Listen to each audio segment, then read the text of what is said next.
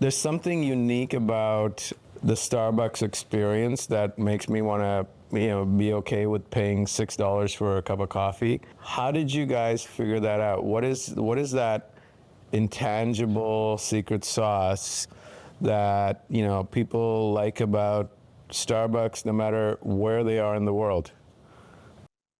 Well, I think when it's being done well, when we're performing well, it's highly personal.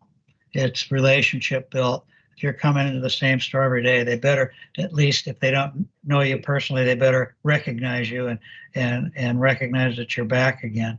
And when we're doing really well, that's what makes it work, is the relationships that we built, primarily with our own people first, and then with those human beings we call customers. But that was the foundation of it. I used to say that our baristas were social workers, and they had 10 seconds to determine where that person was in front of them. Do they just get a traffic ticket and they're mad as hell and they just want a cup of coffee hot, no conversation?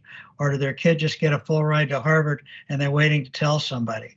And the barista is it. So, and a barista had to recognize that, had to be in touch with it. So you had to use all your senses. You had to use your ears, your eyes, and those little antennae that we can't see. They're in our head to be in tune with other human beings. And at its best, that's what makes it work. When we don't do that well, and when COVID came, we didn't have the opportunity to do that very well because we were all masked. We were behind plastic.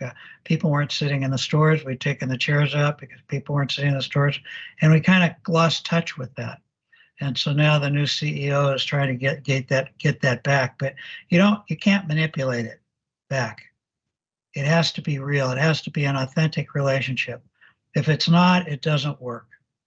It only works is when it's real, and it's hard to do because you have to be, as a barista and an 18, 20-year-old, you got to be willing to put yourself out there, and not we try to make sure we always have people that are willing to do that, but it doesn't always happen. But and then as the business got bigger and we added mobile ordering, that about killed us because mobile ordering, we didn't have any break on it, and we didn't realize what was going to happen.